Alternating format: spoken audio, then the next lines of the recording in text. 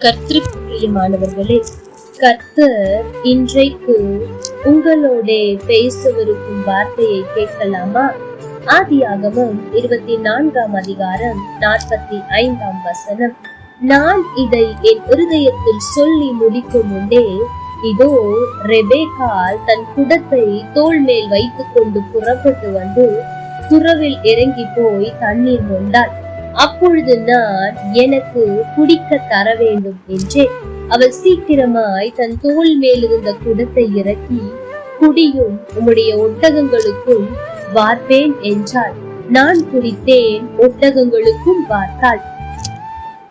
அந்தேவச்சனமே, இந்த வசனத்தில் எனக்கு மிகவும் பிடித்த ஒரு வார்த்தை இருக்குமானால் அது என்ன தெரியுமா? என் இருதயத்தில் சொல்லி முடிக்கும் முன்னே. அதாவது இதை ஆங்கில மொழியாக்கம் எப்படி மொழியாக்கம் செய்திருக்கிறது தெரியுமா?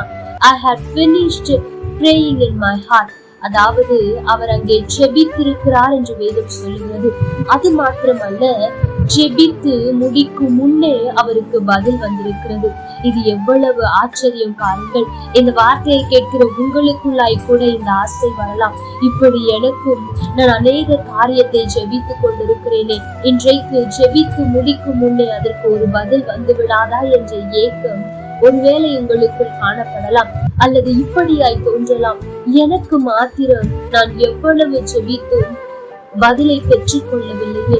ஆனால் அங்கே ஆபிரகாமின் வேலைக்காரர் ஜெபித்து முடிக்கும் முன்னே பதிலை பெற்றுக் கொண்டாரே, எனக்கு இப்படி நடக்காதா என்ற ஏக்கம் உங்களுக்குள் இருக்குமானால், இன்றைக்கு நீங்களும் ஜெபித்து முடிப்பதற்கு முன்பாகவே அவர் உங்களுடைய ஜெபத்தை கேட்டு பதில் கொடுக்க ஆயத்தமாயிருக்கிறார். அன்றைக்கு ஆபிரகாமின் வேலைக்காரன் ரெபேக்காளுக்காக, அதாவது ஈசாக்குக்கு ஏற்ற துணைக்காக ஜெபிக்க ஆரம்பித்தான்.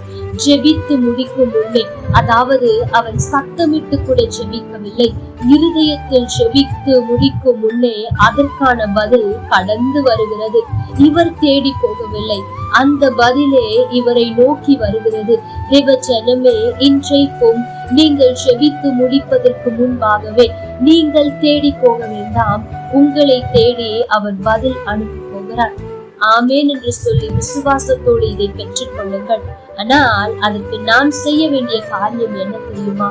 அன்றைக்கு ஆபிரகாம் தன் வேலைக்காரரை அழைத்து, இப்படியாய் நீ போய் என் மகனுக்கு பெண் பார்த்து கொண்டு வா என்று சொன்ன போது, நான் ஏன் போக வேண்டும், நீர்தானே தகப்பன் என்று சொல்லவில்லை. நான் போய் எப்படி பார்ப்பேன், எதற்காக போக வேண்டும் என்று எந்த கேள்வியும் கேட்கவில்லை. ஆனால் அவருக்குள் ஒரு பயம் இருந்தது. நான் அழைத்து அந்த பெண் வராவிட்டால் என்ன செய்வது என்ற பயம்தான் அது. அப்பொழுது ஆபிரகாம் தைரியப்படுத்தி அனுப்புகிற வார்த்தை தான், நான் வழிபடுகிற தேவன் உனக்கு துணையாய் இருப்பார் என்று அனுப்புகிறார். அந்த வார்த்தையை நம்பி அவர் போனார். அது மாத்திரமல்ல, ஒரு அடையாளத்தை வைத்து, இது நடந்தால் அந்த தேவன் என்னை நேர்வழியாய் நடத்துகிறார் என்று நான் அறிந்து கொள்வேன் என்று சொல்லி அவர் செய்த காரியம் என்ன தெரியுமா? அதே ஆதியாகமம் 24ஆம் அதிகாரம் 21ஆம் வசனம் சொல்லுகிறது, கர்த்தர் தன் பிரயாணத்தை வாய்க்க பண்ணினாரோ இல்லையோ என்று அறியும் பொருட்டு மௌனமாயிருந்தார். ஆண்டவச்சனமே, அவர் சொன்ன அடையாளம் நடக்கிறது. இவர் ரெபேக்காளிடத்தில் தண்ணீர் கேட்டவுடன் அவள் உம்முடைய ஒட்டகங்களுக்கும் வார்ப்பேன் என்று சொல்லிவிட்டார். நீதான் என் எஜமானுக்கு ஏற்றவள் என்று சொல்லி உடனே அவளை அழைத்து கொண்டு போகவில்லை. வசனம் தெளிவாய் சொல்லுகிறது, இவள் தான் அந்த பெண்ணா?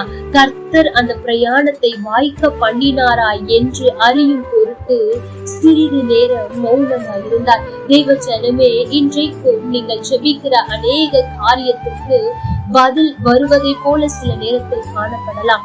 ஆனால் உடனே இதுதான் ஆண்டவருடைய பதில் என்று சொல்லி நீங்கள் செயல்படாமல் சில நாட்களுக்கு மௌனமாய் காத்திருந்து பாருங்கள்.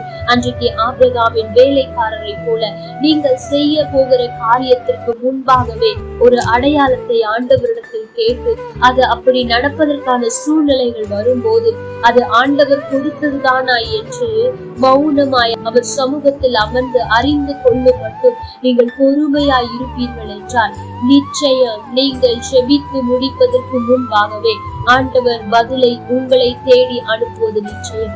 ஆகவே எந்த காரியத்திற்காக செபித்துக் கொண்டிருக்கிறீர்களோ, ஒருவேளை இதுவரை நீங்கள் அலைந்து திரிந்து உங்கள் ஜெபத்திற்கான பதிலை பெற்றுக் கொள்ளாமல் இருக்கலாம். ஆனால் இந்த நாளில் ஒரு பொறுப்பினை எடுங்கள். அவன் ஆபிரகாமின் வார்த்தைக்கு கீழ்ப்படிந்தது போல நீங்கள் ஆண்டவரின் வார்த்தைக்கு கீழ்ப்படிந்து அவர் எங்கே போக சொல்லுகிறாரோ அங்கே போய் அவருடைய சுத்தம் இதுதானா என்று அறியும் வரை காத்திருப்பீர்கள் என்றால், நீங்கள் ஜெபித்து முடிப்பதற்கு முன்பாகவே உங்கள் ஜெபத்திற்கான பதில் உங்களை நிச்சயமாய் வந்தடையும் என்பதில் சந்தேகம் இல்லை. இதை முயற்சி செய்து நடக்கிறதா இல்லையா என்று பாருங்கள். ஏனென்றால் நிச்சயம் ஆண்டவர் நடத்தி காட்டுவார். கர்த்தர் தாமே உங்களோடு கூட இருந்து உங்களை ஆசீர்வதிப்பாராக. லைக் பண்ணுங்க, ஷேர் பண்ணுங்க, கமெண்ட் பண்ணுங்க.